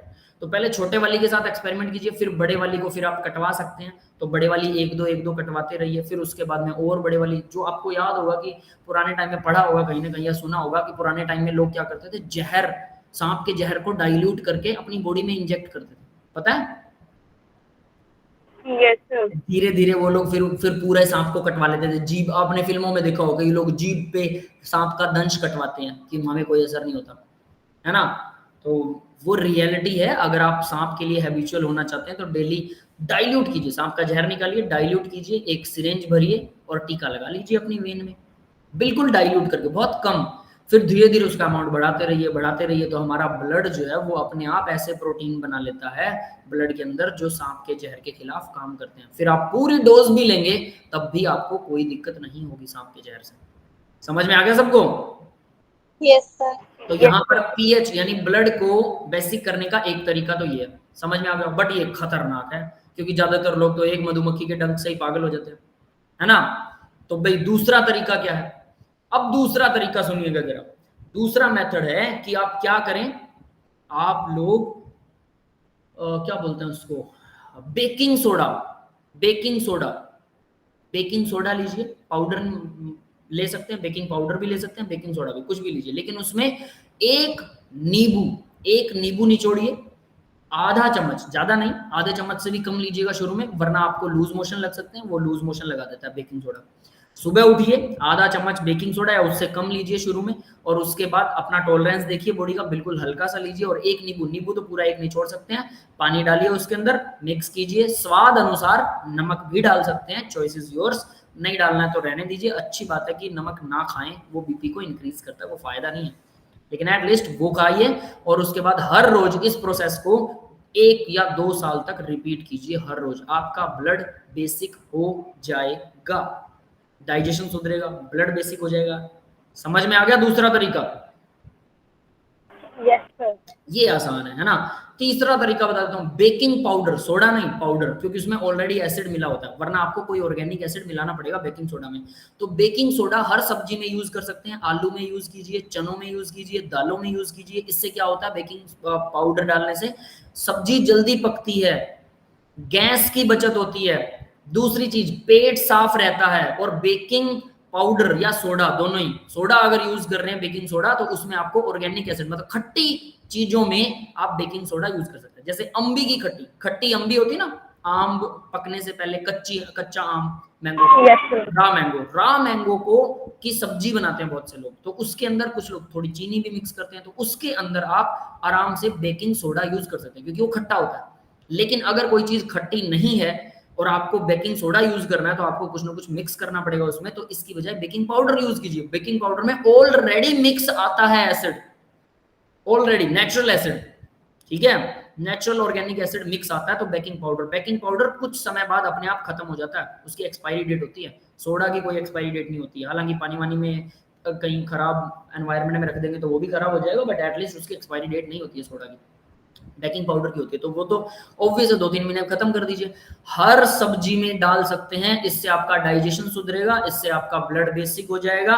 और ब्लड बेसिक होने का मतलब है कि मच्छर वच्छर खाना कम करेंगे, लेकिन ये लगातार और थ्रू आउट द ईयर कई सालों तक यूज करना पड़ेगा फिर, क्योंकि सब्जी में इतना असर नहीं करेगा। बट सुबह सुबह नींबू के पानी के साथ लेते हैं और सुबह सुबह उठते ही लेते हैं, मोटापा भी कम करता है। और जिन लोगों का डाइजेशन अच्छा नहीं है, जो लोग पतले हैं, उनको भूख बढ़ती है, वो मोटे होते हैं। कमाल की बात ये है, समझ में आ गया? Yes sir. है ना कमाल की चीज? तो देखो भाई, ये जो आप लोग और साथ में ब्रीवेजेस पीते हैं ना आप लोग, कोल्ड ड्रिंक, ड्यू, डर के आगे जीत है, पेप्सी, कोला, पता नहीं क्या क्या, सब की सब आपके ब्लड को एसिडिक बनाती हैं। मतलब कैंसर का खतरा बढ़ता है, हड्डियां कमजोर होती हैं, कार्बन डाइऑक्साइड डिसॉल्व करती है हड्डियों को, कार्बोनिक एसिड बनता है, वो कार्बोनिक एसिड हड्डियों को कुरेदता है। हमारा ब्लड हड्डियों को भी मिलता है, उनमें भी खाना जाता है। हड्डियां डेली कुछ ब्लड में घुलती हैं, फिर वापस उसके ऊपर डिप्लेट होती रहती है, ये सर्कल चलता रहता है। तो कार्बोनिक एसिड उस सर्कल के हड्डियों को ब्लड में ज्यादा डिसॉल्व कर देता है, कैल्शियम का अमाउंट ब्लड में बढ़ जाता है कार्बोनिक एसिड की वजह से, जिससे किडनी स्टोन का खतरा बढ़ जाता है, ब्लड एसिडिक हो जाता है। ये सारे खतरे सिर्फ एक ठंडे की बोतल, 100 रुपए की बोतल, और उसमें होता क्या है बताओ? कार्बन डाइऑक्साइड जो हमारी बॉडी में पहले से बन रही है, हम उसको बाहर निकालते हैं। उसके अलावा मीठा पानी होता है। मीठा पानी, सिर्फ चीनी। चीनी कौन सी होती है? सिंथेटिक चीनी होती है, सिंथेटिक, जो कि आपकी बॉडी को फील करवाती है कि आपने कुछ मीठा खाया। लेकिन आपका पैंक्रियास से सेक्रेशन होगा इंसुलिन, लेकिन इंसुलिन ब्लड में जाएगा, उसको मीठा लगेगा ही, क्योंकि वो ब्लड तक नहीं पहुंचती वो चीनी, सिंथेटिक। समझ में आया? और जो पहुंचती भी है, कुछ हद तक पहुंचती है, वो इंसुलिन उसको कंट्रोल नहीं कर पाता, क्योंकि वो सिंथेटिक है, कुछ अलग ही चीज से बनी है, नेचुरल नहीं है। तो इंसुलिन को, दिमाग को लगता है कि भाई ये बेवकूफ बना रहा है यार, तू मत सेक्रेट हो, और दिमाग इंसुलिन को सेक्रेट करना बंद कर देता है। इंसुलिन सेक्रेट करना बंद हो गया, शुगर, पक्का शुगर। ज्यादा सोडा पियेंगे, शुगर के चांसेस बढ़ गए, हड्डियां कमजोर हो गई, कैंसर के चांसेस बढ़ गए। एक रिसर्च हुई थी बड़े लेवल पर कि अगर आपकी बॉडी को ऑक्सीजन ना मिले टाइम पर, तो कैंसर के चांसेस बढ़ जाते हैं। अब पीएच का ज्यादा होने से, बेसिक होने से कैंसर कैसे कम होता है? पीएच अगर बेसिक होगा, अगर ब्लड बेसिक होगा, तो ऑक्सीजन को कैरी करने की कैपेसिटी ब्लड की बढ़ जाती है। ऑक्सीजन की कैरी करने की कैपेसिटी ब्लड की बढ़ेगी, सांस नहीं चढ़ेंगे आपको, ऑक्सीजन आसानी से कैरी कर सकता है आपका ब्लड, आसानी से कैरी कर रहा है, ब्लड जा रहा है, कोई दिक्कत ही नहीं। क्या दिक्कत है? और ब्लड हर किसी को ऑक्सीजन आराम से पहुंचाएगा, किसी सेल को ऑक्सीजन की कमी नहीं होगी। ऑक्सीजन की कमी नहीं होगी तो उसके कैंसर होने के, उस सेल के कैंसर कार्सिनोजेनिक होने के चांसेस कम हो जाएंगे। समझ गए? कितने सारे फायदे हैं। सोचिए, एक नींबू और मीठा सोडा, खाने वाला सोडा, बेकिंग सोडा, मीठा सोडा कह सकते हैं, कितने फायदे हैं। सब्जी में मिला के खा सकते हैं, कोई दिक्कत नहीं है, डाइजेशन सुधरता है भाई, है ना। उसके अलावा ब्लड को बेसिक बनाता है। और सोचिए, मीठा सोडा बहुत सस्ता आता है, बहुत सस्ता। नींबू 2 रुपए का एक नींबू, डेली 3 रुपए का लगा लो, 30 दिन में कितने खा गए? 3 रुपए का एक है तो 900 रुपए के 30 दिन में 900, 90 रुपए से 90 रुपए, मतलब 100 रुपए के भी पूरे नहीं। पूरा एक महीने में एक बोतल ड्रिंक की, कोल्ड ड्रिंक की बोतल के बराबर आप मतलब नींबू खाएंगे। और वो सोडा तो बिल्कुल ही कम आता है, और 3 रुपए का नींबू आता नहीं है। नींबू कभी कभी तो 50 पैसे का भी नहीं होता है। तो सोचो कितना फायदा है इन नेचुरल चीजों में। लेकिन हम लोग आलसी हैं, हमें तो ठंडा पसंद है, हम अपनी हड्डियों को गलाएंगे, हम अपने आप को कार्सिनोजेनिक बनाएंगे। और उसके अलावा बताता हूँ उसके अंदर क्या होता है। आपने देखा है वो गर्म बाहर पड़ी रहती हैं, दुकानों के बाहर ही पड़ी रहती है ठंडे की बोतलें, गर्मी में, फुल गर्मी में, फिर भी उनका पानी उबलता है और वो खराब नहीं होता। क्यों? उसमें प्रिजर्वेटिव डालते हैं, प्रिजर्वेटिव, गंदे वाले केमिकल जो आपकी बॉडी में भी जाते हैं, डेफिनेटली जाते हैं। समझ में आ रही बात? मतलब कितने खतरनाक लेवल पर जहर डाला जाता है उसमें, कितने खतरनाक लेवल के केमिकल हम पी जाते हैं, और हमें लगता है डर के आगे जीत है, ड्यू मतलब जीत। तो भाई ऐसा ही ड्यू है, बस सोच लो। तो ब्लड को बेसिक बनाना है तो ये काम करना शुरू कर दो, बहुत अच्छी बात है, और जल्दी हो भी जाएगा ये, है ना। पर हम सुन लेते हैं, हमें पता सब कुछ है, बट जब तक वो सिंथेटिकली बन के नहीं आता ना, हमारे पास ही आए, एक चम्मच डायरेक्ट मिलाई डेली, नींबू भी अंदर ही हो उसके, पानी में डायरेक्ट मिलाई और सीधा बैठक गई। नींबू अगर काट के निचोड़ना पड़ गया ना, बस फिर तो हम इतने आलसी कि सुबह उठ के नींबू काट के निचोड़ नहीं सकते। लेकिन चाय पी सकते हैं हम, वो भी खराब करती है। चाय छोड़ दो सुबह वाली, बहुत अच्छी बात है, वो एसिडिक बनाती है ब्लड को, वो भी एसिडिक बनाती है। लेकिन वो उसमें चीनी डाली, पत्ती डाली, दूध डाला, उबाला, सब कुछ करेंगे, फिर बाद में बर्तन मांजेंगे रगड़ रगड़ के, वो सब पॉसिबल है। लेकिन सारे परिवार के लिए हम एक एक गिलास 4 नींबू निचोड़ कर और पानी नहीं बना सकते हैं मीठा सोडा डाल के, दिस इज नॉट पॉसिबल, है ना। ये ह्यूमन नेचर है। जैसी हवा में आप चल रहे हो ना, जिस फ्लो में आप लोग चल रहे हो, बस हम उसी फ्लो में चलना पसंद करते हैं, उसमें चेंज बर्दाश्त नहीं करते। हो सकता है हम ज्यादा मजदूरी कर रहे हो, उसके लिए ज्यादा एफर्ट कर रहे हो, और वो हमें खराब भी कर रहे हो, बट हमें वो पसंद है। लेकिन जिस चीज के लिए कम एफर्ट चाहिए, कम वो चाहिए, हम वो नहीं करेंगे, क्योंकि लीग से हटके जाना हमें पसंद नहीं है। जो लोग कर रहे हैं वो सब सही है, अगर लोग नहीं कर रहे तो वो बिल्कुल सही नहीं है। ये मेंटालिटी, ये कई जगह पर काम ठीक करती है, लेकिन हमेशा लॉजिकल बने रहिए, चीजों को रिफ्रेश करते रहिए। अगर आप इस चीज को फॉलो कर सकते हो, कर सकते हैं, कोई बड़ी बात नहीं है। चाय छोड़ी जा सकती है पूरे परिवार की, पर भाई नहीं छोड़ते हैं, मैं क्या कर सकता हूँ, है ना। तो भाई ये कहानी है बफर सॉल्यूशन की, समझ में आ गया। हमारा ब्लड भी बफर है, तो आप बफर सॉल्यूशन की वजह से हम क्या कर पाते हैं, क्यों है ब्लड बफर। आप मिर्च वाला खाना खाते हैं, बहुत ज्यादा मिर्च का, है ना, चिल्ली वाला, ब्लैक चिल्ली, रेड चिल्ली, वो खाते हैं बहुत ज्यादा, हरी चिल्ली खाते हैं बहुत ज्यादा, तो वो करते हैं ऐसे करते रहते हैं और खाते रहते हैं। कुछ लोग सब्जियों में बहुत ज्यादा चीनी मिला लेते हैं। तो ज्यादा एसिडिक खाना आप खा पाते हैं और स्वाद ले पाते हैं, उसका कारण है कि वो एसिडिक खाना ब्लड में जाएगा तो ब्लड उसको न्यूट्रल कर देगा। बेसिक खाना भी आप खा पाते हैं तो वो भी उसी का कारण है कि ब्लड उसको न्यूट्रल कर देगा। हाँ, एक और चीज, घड़े का पानी भी बेसिक होता है।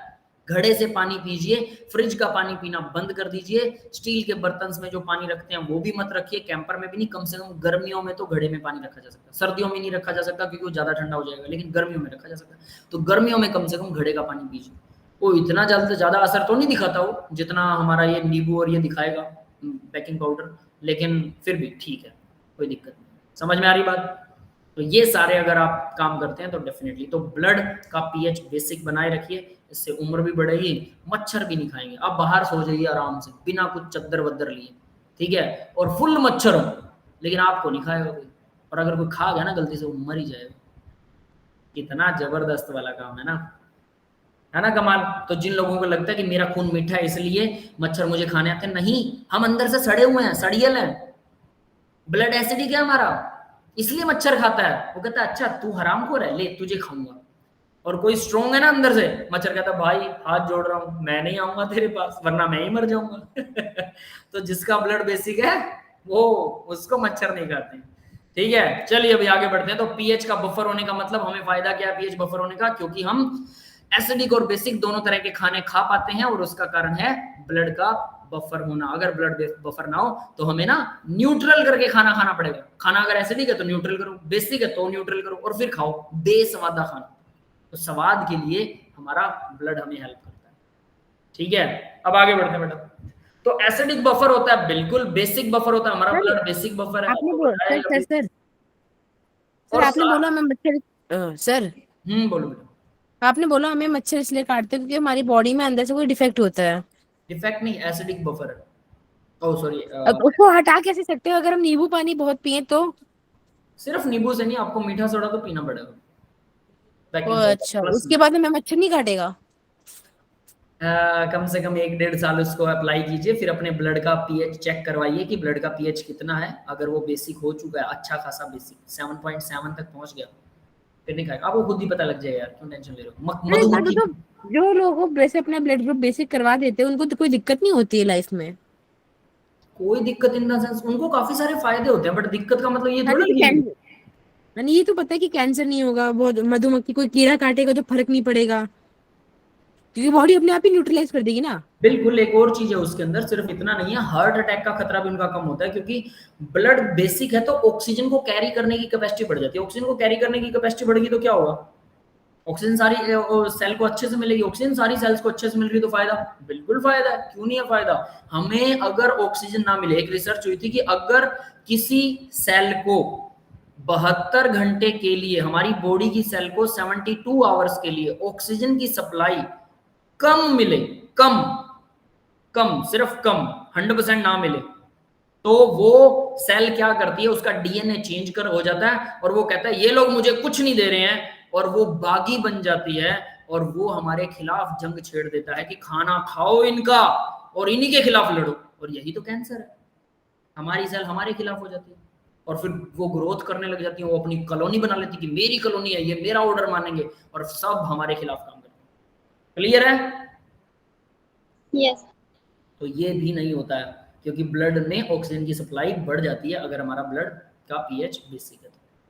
तो भाई देखिए, बफर जो है वो एसिडिक बफर भी होते हैं, बेसिक भी होते हैं, और साल्ट बफर भी होते हैं। तीनों तरह के बफर होते हैं। ठीक है, तो चलिए एसिडिक बफर सॉल्यूशन अब कैसे होता है। ठीक है, अब ऐसा नहीं कि जैसे अभी जब बोल रहा था कि सर हम बेस खा लेते हैं तो फिर हमारा ब्लड बेसिक हो जाएगा। बेस खाने पर उसे न्यूट्रल कर देगा, या आपको उसे धीरे धीरे आदि बनाकर और उसको बेसिक बनाना पड़ेगा। और बेसिक ब्लड, हर डॉक्टर बोलता है कि ब्लड बेसिक ही होना चाहिए, बट रेयरली लोगों का ब्लड बेसिक होता है। जिसे मच्छर नहीं खाते, अपने आस पड़ोस में चेक कीजिए, कोई ना कोई महान आदमी जरूर मिलेगा, ठीक है, उसको मच्छर नहीं खाते होंगे, तो उसको मधुमक्खी भी नहीं खाएगी, खाएगी तो वो मर जाएगी, या फिर उसको स्वेलिंग नहीं होगी, बिल्कुल भी नहीं। एक मच्छर के जितनी स्वेलिंग होगी मुश्किल से, हो सकता है वो भी ना हो अगर उसका अच्छा खासा ही ब्लड बेसिक है तो।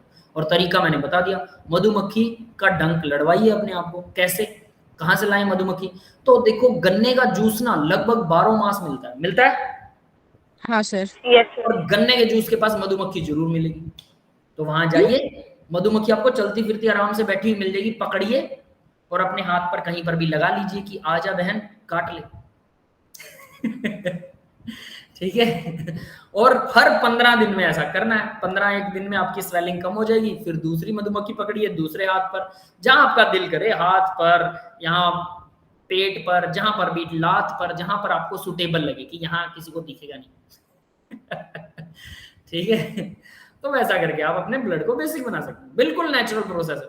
वरना फिर वही मीठा सोडा नींबू रोज रगड़ना। देखो नींबू 1 रुपए का आता है ना, 50 में कुछ तो खर्चा होगा ही, और मीठा सोडा कुछ तो खर्चा करना पड़ेगा। फ्री का इलाज बता रहा हूँ, मधुमक्खी फ्री में मिलेगी, उसके पास जाना है। अब वो पता है जो जूस वाला होगा, भैया हमें जूस नहीं चाहिए, हमें मधुमक्खी चाहिए। वो कहेगा मैं इसके पैसे लूंगा। तो हर 2 हफ्ते में आ जाता है ना, तो वो भी आपसे अब पैसे लेने वाला है, तो भाई उससे थोड़ा समझौता कर लेना, यार ले लियो 50-100 रुपए, मधुमक्खियां तो फ्री की हैं, तो हवा में आ रही हैं, तेरा क्या घर से लग रहा है ना, तो ऐसा कुछ। चलिए भाई अब आगे देखते हैं। तो एसिडिक बफर कौन कौन सा होता है? वीक एसिड होता है और इसका साल्ट होता है, ठीक है, with a strong base. Acidic buffer में बेस स्ट्रॉन्ग होगा, वीक एसिड और उसका साल्ट होगा। तो देखिए वीक एसिड कार्बोक्सिलिक एसिड, उसका साल्ट ये रहा प्लस NaOH, बन गया क्या? ठीक है, ये बन गया एसिडिक बफर। फिर उसके बाद देखिए HCN वीक एसिड, KCN उसका साल्ट है, प्लस KOH ये उसका साल्ट, और मतलब विद ए स्ट्रॉन्ग बेस। ठीक है, तो ये बेस स्ट्रॉन्ग हो गया KOH। क्लियर है? तो ये बन गए दोनों एसिडिक बफर। समझ में आ गया भाई? रट्टा मारना है एसिडिक बफर का फॉर्मूला, वीक एसिड, साल्ट और स्ट्रॉन्ग बेस। नेक्स्ट देखिए बेसिक बफर क्या होता है? तो बेसिक बफर होता है भाई वीक बेस होता है। उसमें क्या था? एसिडिक बफर के अंदर भी, एसिडिक बफर में एसिड वीक था, ठीक है, बेसिक बफर में बेस वीक होगा, वीक बेस वाले की चलती है बेसिक बफर में। हम कहें कि यार स्ट्रॉन्ग एसिड है तो ये एसिडिक बफर होना चाहिए क्योंकि एसिड स्ट्रॉन्ग है, नहीं, उल्टा हो जाता है। तो वीक बेस, इसका साल्ट एंड स्ट्रॉन्ग एसिड। तो एग्जांपल देखिए बेसिक बफर के, NH4OH यानी कि वीक बेस है, NH4Cl वीक बेस का साल्ट है, वीक बेस प्लस उसका साल्ट, तो ये Cl तो अलग हो जाएगा, NH4 ही बनेगा in the form of buffer. ठीक है, स्ट्रॉन्ग एसिड के फॉर्म में स्ट्रॉन्ग एसिड आप कौन सा ले सकते हैं? HCl स्ट्रॉन्ग एसिड ले लीजिए। ठीक है, क्लियर है? Yes sir. हालांकि उसको इन्होंने शो नहीं किया है तो ऑब्वियस हमें दिखाने की जरूरत भी नहीं है, तो सीधी सी बात है NH4OH और NH4 पॉजिटिव ये बनेगा बेसिक बफर। ठीक है, अब बात करते हैं, अब इन्होंने साल्ट वाला बफर नहीं शो किया, ठीक है, उसका एग्जांपल हम आपको बाद में लिखवा देंगे, नो वरी।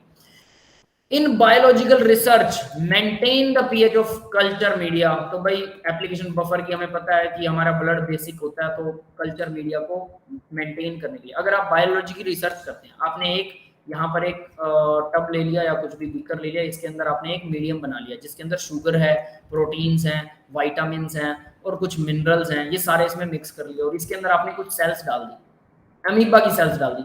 अमीबा इन सबको खाएगा, बिल्कुल उसकी तो मौज बन गई, है ना, प्रोटीन विटामिन सब कुछ इस फूड में फुल लोन मिल रहा है इस लिक्विड में।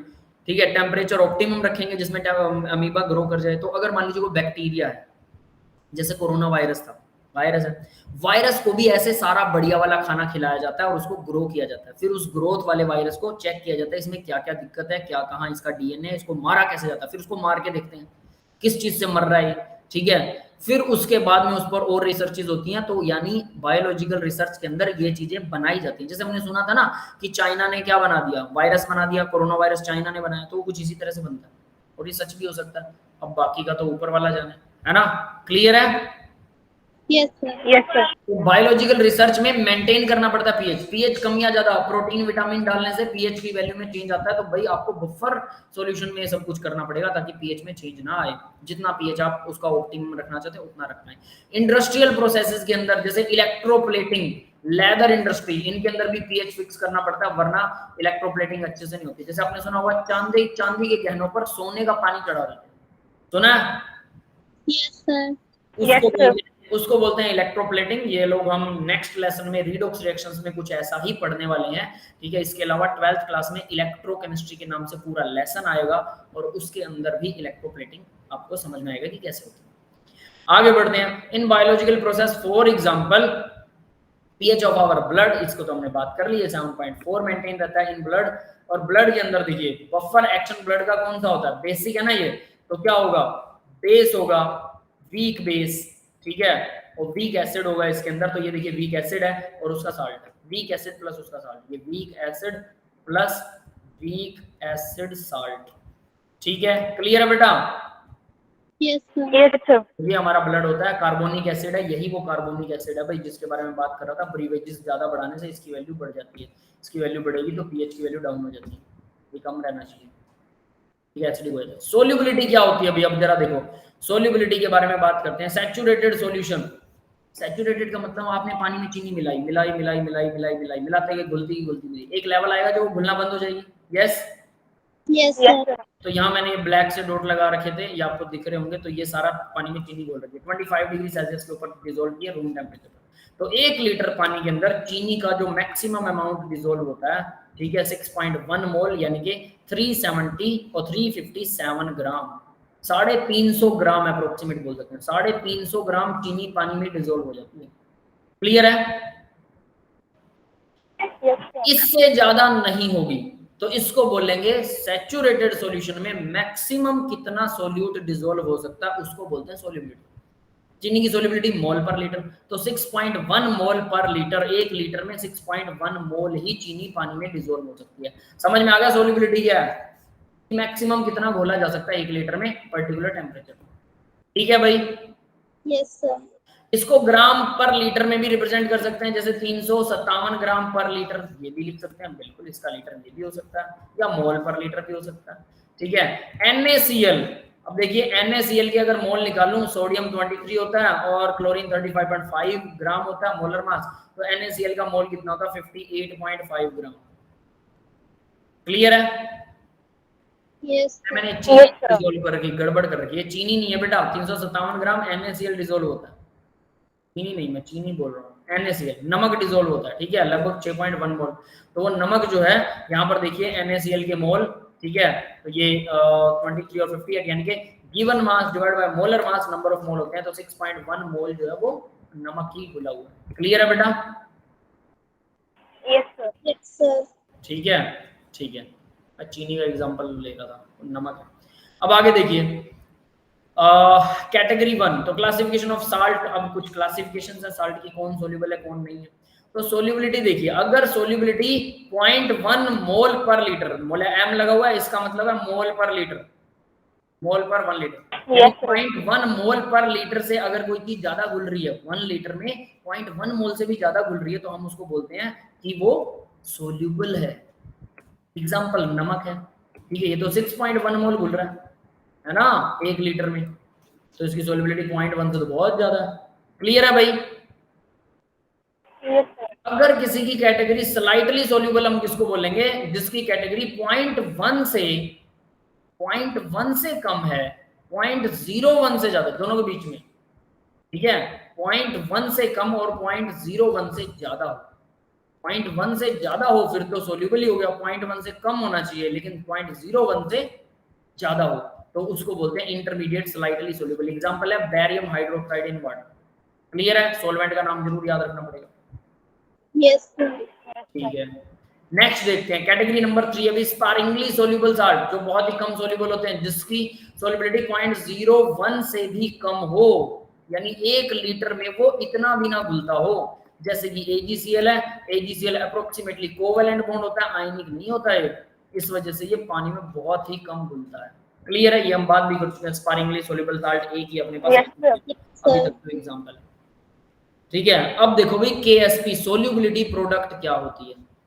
सोल्यूबिलिटी प्रोडक्ट देखिए क्या है, सिंपल बताते हैं आपको। KSP NaCl है, पानी में कितना घुलता है, 6.1 मोल घुलता है। क्लियर है, ये लिखा हुआ है ना, 357 ग्राम। तो 1 लीटर पानी में ये मैक्सिमम इतना घुल सकता है, ये हमने पीछे भी डिस्कस किया था। अब मैं ये कहता हूँ कि NaCl पानी में घुल के क्या करता है, Na पॉजिटिव और Cl नेगेटिव बनाता है। Na पॉजिटिव कितना मोल होगा, जितना मोल NaCl था, नंबर ऑफ एटम तो उतने ही रहेंगे ना उसके भी। Yes, sir. बराबर अमाउंट में टूटा है 6.1, ये भी 6.1। तो इसका सोल्युबिलिटी प्रोडक्ट क्या बनेगा भाई, जिसके जो नंबर ऑफ मोल्स, आयंस के जो नंबर ऑफ मोल्स है ना, उन दोनों की मल्टीप्लाई को हम बोलते हैं KSP, सोल्यूबिलिटी प्रोडक्ट। आयंस की मल्टीप्लाई कब? सैचुरेटेड होना चाहिए। सैचुरेटेड सॉल्यूशन में आयंस की मल्टीप्लाई को बोलते हैं सोल्यूबिलिटी प्रोडक्ट। समझ में आ गया सोल्यूबिलिटी प्रोडक्ट? Yes, sir. और सैचुरेटेड सॉल्यूशन होता है, ये याद रख लेना। तो यहाँ पर देखिए Pb 2 पॉजिटिव Cl की पावर 2 है, तो यहाँ जब आप इसकी मोलैरिटी देखेंगे या मोल लिखेंगे तो उसका स्क्वायर भी करना पड़ेगा। समझ में आ रहा है? Yes, है ना sir. ये 2, ठीक है। तो यहाँ पर ये जो 2 लिखेंगे फिर इसका स्क्वायर भी करना पड़ेगा। यहाँ मैंने सिंपल एग्जांपल, Yes, sir. सबकी पावर 1 नहीं है सिर्फ, ठीक है, वरना इसका स्क्वायर हो जाएगा अगर वहां 2 लगा हो तो ये इस तरह से सोल्यूबिलिटी प्रोडक्ट निकलती है। और ये सिर्फ सैचुरेटेड सॉल्यूशन पर, मतलब जितना घुलना मैक्सिमम जो घुलना वो घुल जाए उसको बोलते हैं। अब बात करते हैं solubility product. Product of molar concentration of ions in a saturated solution raise to the power of equal to the coefficient. ये लिखा हो ना, raise to power equal to the coefficient of the ion, ठीक है, clear है। तो यहाँ पर मैं इसको 1 1 भी शो कर रहा हूँ, ये 1 लगा रहा हूँ ताकि आपके माइंड में रहे कि इनको हमें मिस नहीं करना है, ठीक है, क्लियर है भाई सबको? Yes, sir. Yes, sir. ठीक है, तो आगे देखते हैं अब जरा। तो ये तो हो गया सोल्यूबिलिटी प्रोडक्ट सैचुरेटेड की। आयनिक प्रोडक्ट क्या होता है? बिल्कुल सेम है, बट जब वो सैचुरेटेड नहीं है तब। सोल्यूबिलिटी प्रोडक्ट जब सॉल्यूशन सैचुरेटेड नहीं है तो NaCl, Na पॉजिटिव और Cl नेगेटिव की कंसंट्रेशन की मल्टीप्लाई, ठीक है, यानी मोल पर लीटर की मल्टीप्लाई, इसके नीचे पर लीटर भी होता है सभी के याद रखना, तो मोल पर लीटर की मल्टीप्लाई, ठीक है, जब वो सैचुरेटेड नहीं है, मतलब मान लो मैंने 6.1 मोल होता है ना 1 लीटर में सैचुरेटेड, 357 ग्राम, क्लियर है। तो अगर 357 ग्राम से कम ले लूं मैं, 300 ग्राम नमक मैंने डिसोल्व कर दिया और उस टाइम पे मैंने सोल्यूबिलिटी प्रोडक्ट निकाली, तो ये सैचुरेटेड पर तो नहीं थी, तो इस प्रोडक्ट को क्या बोलेंगे? इसको आयनिक प्रोडक्ट बोलेंगे। आयंस की प्रोडक्ट है भाई ये, क्योंकि अभी तक पूरा सैचुरेटेड सॉल्यूशन नहीं बना था, जितना घुलना चाहिए उतना नहीं घुला, उससे कम घुला हुआ है, अभी गुंजाइश बाकी है। आयनिक प्रोडक्ट का मतलब सोल्यूबिलिटी प्रोडक्ट पर जो फॉर्मूला अप्लाई करते हैं वही फॉर्मूला अप्लाई करो, लेकिन कब? जब वो सैचुरेटेड नहीं हो, जब कुछ गुंजाइश बची हुई हो। क्लियर है बेटा? Yes, sir. Yes, sir.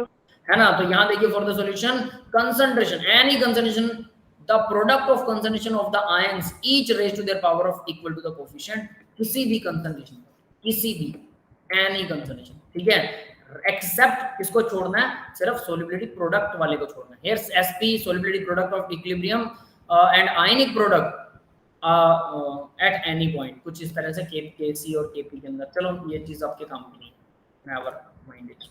आगे देखिए बहुत इंपॉर्टेंट वाला पार्ट है अभी। तो solubility product versus ionic product क्या होती है?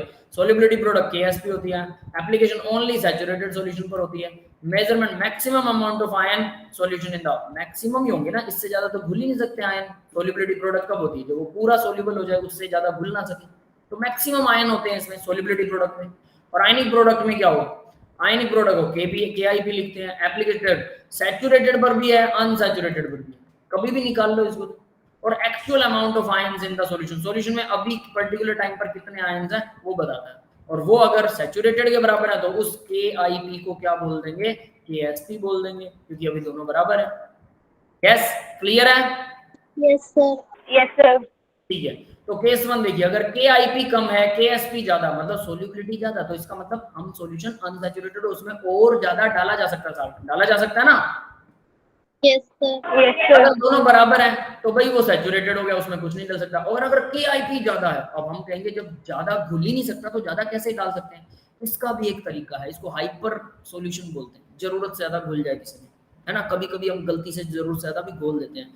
तो अगर KIP ज्यादा है तो क्या होगा? KSP कम है तो सॉल्यूशन क्या करेगा? प्रेसिपिटेट बना देगा, मतलब जो घुला हुआ साल्ट है ना वो नीचे बैठना शुरू हो जाएगा। समझ में आ गया? अब आप कहेंगे सर ये पॉसिबल कैसे घुल जाए? तो देखो बहुत आसानी से पॉसिबल है। मैंने बोला था यहाँ पर कि 357 ग्राम साल्ट घुलता है NaCl 25 डिग्री सेल्सियस पर। अगर मैं टेम्परेचर बढ़ा दूं तो 360 ग्राम भी घुल जाएगा, 3 ग्राम एक्स्ट्रा अगर मैं टेम्परेचर 40 डिग्री सेल्सियस कर दूं तो। समझ में आ रहा है? हो सकता है 3 से भी ज्यादा घुल जाए। ये समझ में आ गया? Yes. Yes, sir. तो अब इसका मतलब मैंने क्या किया? 360 ग्राम घोल दिया। अब मैं कहता हूं मुझे तो 25 डिग्री सेल्सियस पर सैचुरेटेड सॉल्यूशन बनाना था, तो मैं इसका टेम्परेचर डाउन लेके आऊंगा। तो जो घुला हुआ साल्ट है 360 में 3 ग्राम वो नीचे बैठ जाएगा ना, 357 घुला रह जाएगा 1 लीटर में, लेकिन यस सर। नीचे बैठ गया। तो इसी को हम बोलते हैं कि हम आयनिक प्रोडक्ट को ज्यादा कर सकते हैं। 360 ग्राम वाले साल्ट की आयनिक प्रोडक्ट तो वो 6.2 हो सकती है ना, 6.2 मोल मल्टीप्लाई में 6.2 मोल, ऐसा भी हो सकता है। वो 6.1 थी ना 357 की, तो वो 0.2 तो नहीं जाएगी, लेकिन ऐसे ही एक गैस अंदाजा सा बता रहा हूं। क्लियर है बेटा? तो हम Yes, ज्यादा कर सकते हैं, और अगर ये आयनिक प्रोडक्ट ज्यादा है तो डेफिनेटली क्या होगा, प्रेसिपिटेट यानी कि सॉलिड बन जाएगा हमारा साल्ट। समझ में आ गया भी सबको? Yes, sir. That's all for the today's lecture guys। आज के इसके अंदर इतना ही था। मैं आपकी रिकॉर्डिंग ऑफ कर रहा हूँ। किसी को कोई डाउट है तो आप लोग अपने डाउट पूछिए, और न्यूमेरिकल लगाना शुरू